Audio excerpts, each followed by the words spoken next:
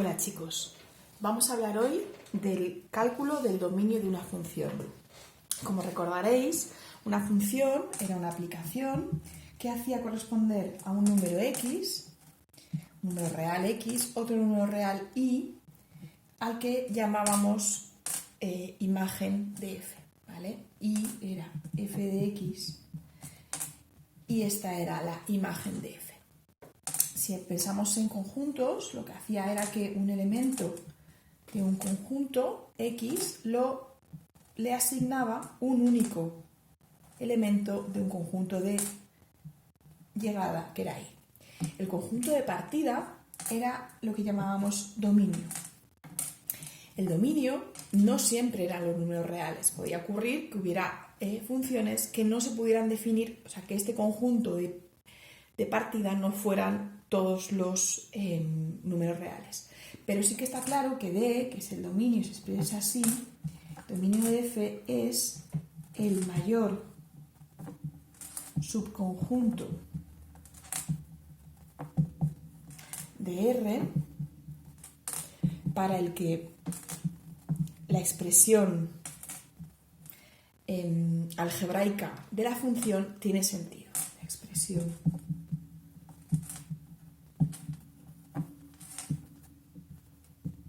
de f tiene sentido. Vamos a ver un poco qué significa esto. Lo que significa es que si nosotros tenemos una función cuya expresión algebraica no da problemas para ningún número, pues el dominio, como es el mayor subconjunto, pues será el propio R. Y para otros, pues habrá expresiones en las que no tengan sentido. En general, la mayoría de las funciones o la mayoría de las expresiones algebraicas tienen sentido para todo R.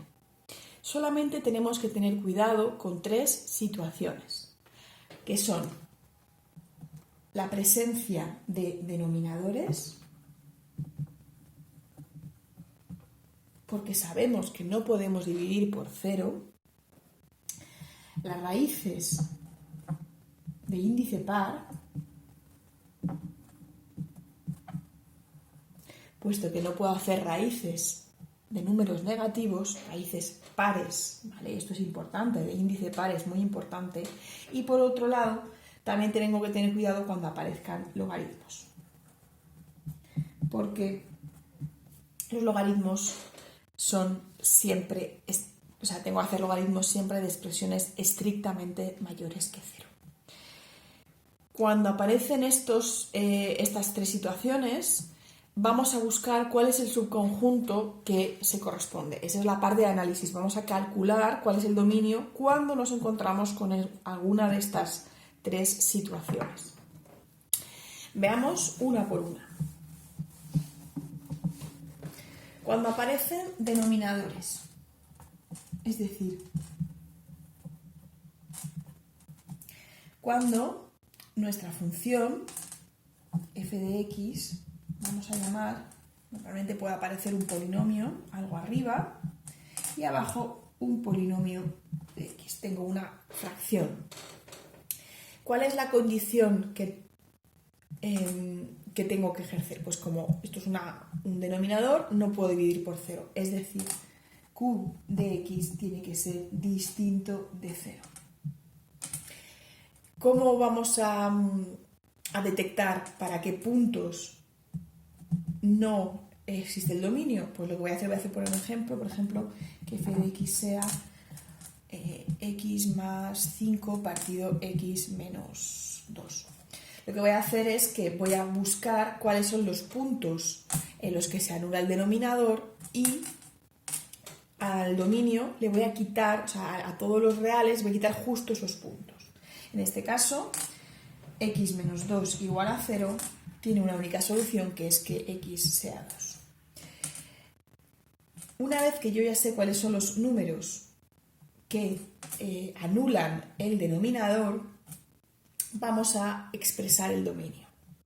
El dominio de f se escribe así, dom f, van a ser todos los números reales, porque en este caso me vale prácticamente todos los números, excepto las raíces del denominador, menos, voy a poner aquí raíces del del denominador.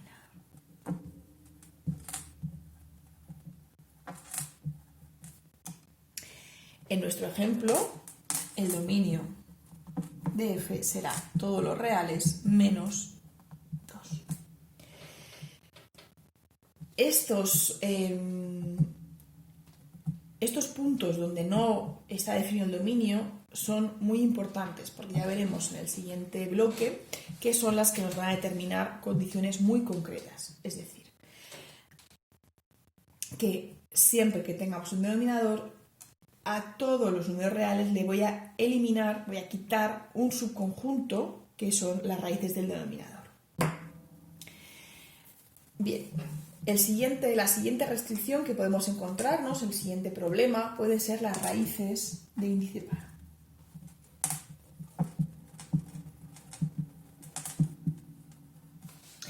Es decir, podemos tener una función que sea la raíz, voy a poner aquí p, par, de una expresión.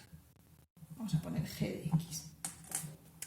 Realmente, esto es una función compuesta, es la raíz de algo, ¿vale? Es decir, estamos hablando de una función compuesta.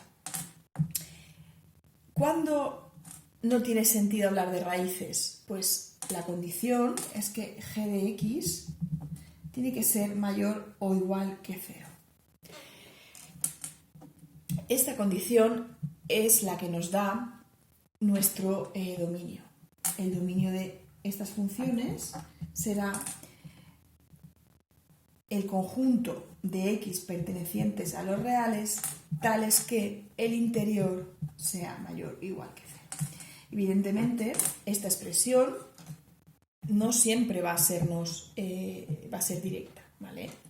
Podría suceder que yo tenga la función f de x igual a x al cuadrado menos 4 y evidentemente el dominio de esta función es el conjunto de números reales, tales que x al cuadrado menos 4 sea mayor o igual que 0.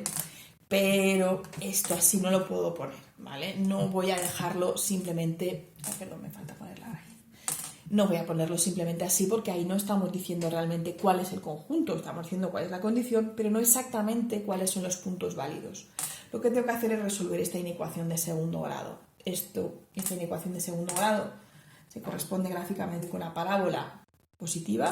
La x al cuadrado tiene coeficiente par, tiene dos soluciones, que es menos 2 y 2, y por lo tanto el tramo que es mayor o igual que 0 son las dos ramas laterales, incluyendo los extremos de la rama. Es decir, el dominio de esta función son los intervalos menos infinito, menos 2, unión 2 más infinito. Esta es la forma de expresar este dominio, que digamos que teóricamente se bastaría con esto, pero tenemos que resolver esta inecuación. Fijaos que sí puedo hacer raíces cuadradas de 0, por lo tanto, esta inecuación es mayor o igual, por eso los extremos son cerrados. Por último, tenemos la tercera de las situaciones en las que tenemos que tener cuidado porque algebraicamente tenemos restricciones, que es con la presencia de logaritmos. ¿Vale? En cualquier base, voy a poner aquí, en cualquier base. Es decir, todos los logaritmos tienen la misma restricción. Es decir, nuestra función también es una función compuesta, va a ser el logaritmo en base de otra función, ¿vale? Es una función compuesta. ¿Cuál es la condición? Pues que los logaritmos tienen que ser estrictamente mayores que 0. Con lo cual el dominio de esta función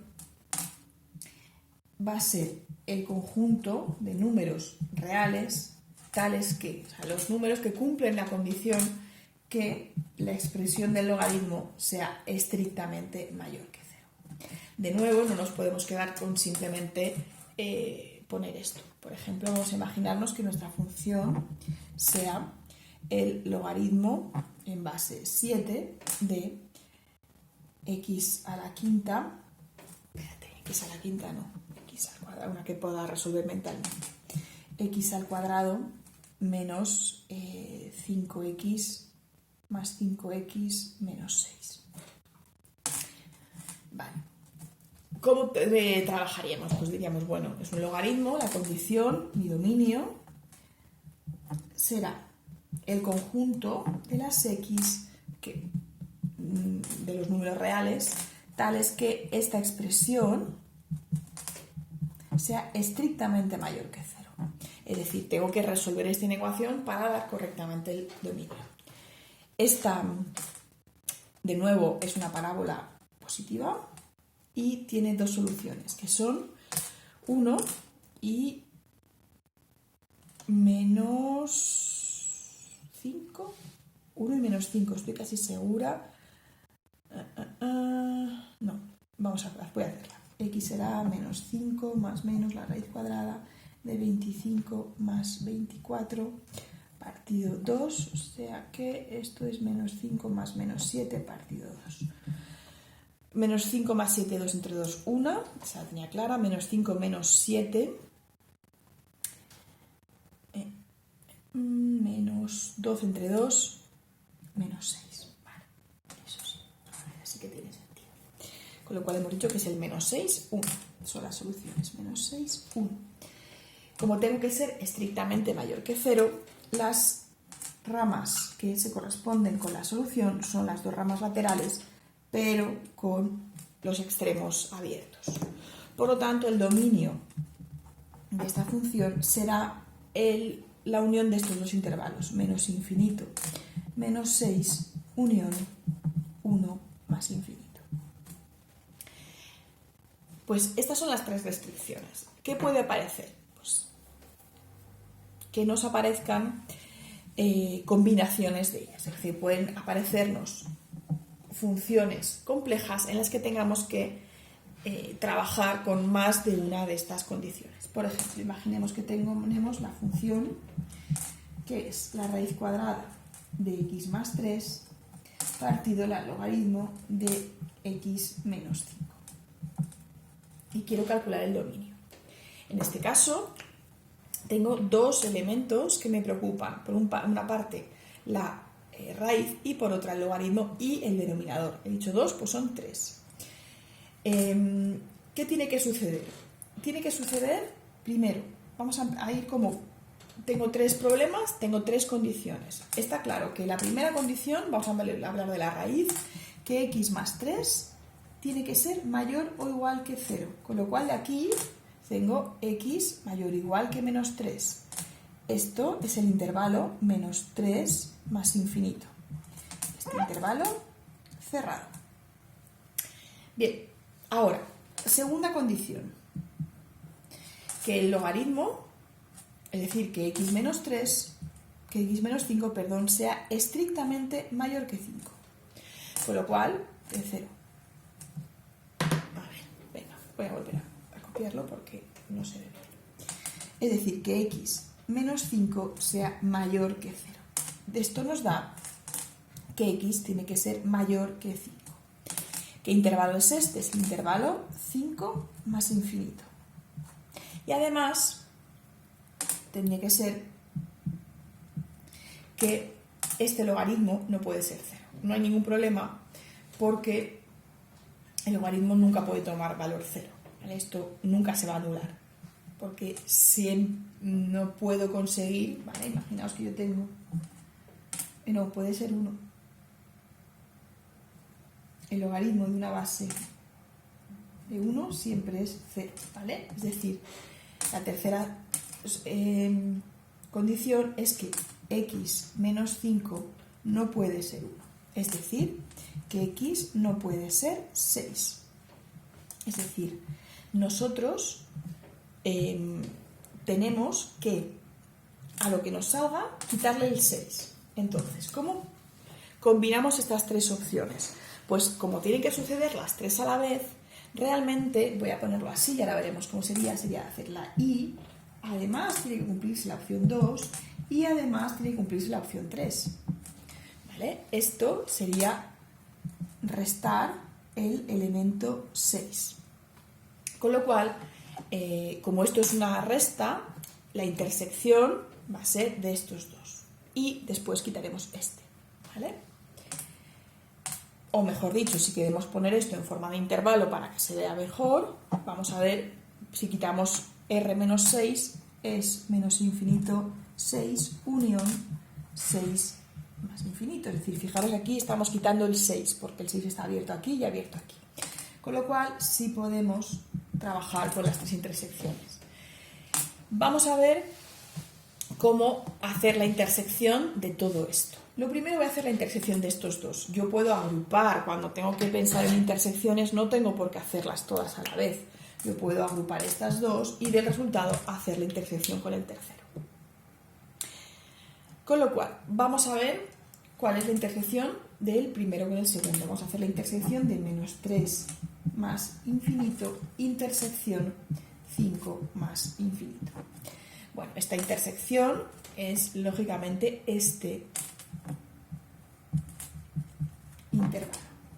La intersección entre estos dos es 5 más infinito. Una vez que tengo esto, voy a hacer la intersección de este, 5 más infinito, intersección menos infinito 6, unión 6 más infinito. Esta intersección realmente lo que hace es, o sea, voy a hacer un dibujo, aunque esto no me gusta mucho. Primero de los intervalos va del 5 en adelante, voy a ponerlo en verde para que se vea, abierto, y estos dos, lo que únicamente es que tengo todos los números excepto el 6, ¿vale? Para que lo veáis. Cuando yo hago la intersección de estos dos, lo que ocurre es que lo que tengo es desde el 5 hasta el 6 y después continuaría del 6 en adelante. Vale. Este es el dominio de la función. Cuando yo analizo por separado los tres problemas que me encuentro, este es el peor de los casos, tengo los tres, y lo que hago luego es hacer la intersección de los dominios, por así decirlo, parciales que me van saliendo, de los conjuntos parciales. La intersección nos va a dar el conjunto mayor que cumple las tres condiciones, en este caso, al mismo tiempo. Bueno, chicos, espero que lo hayáis entendido y nos vemos en la próxima clase.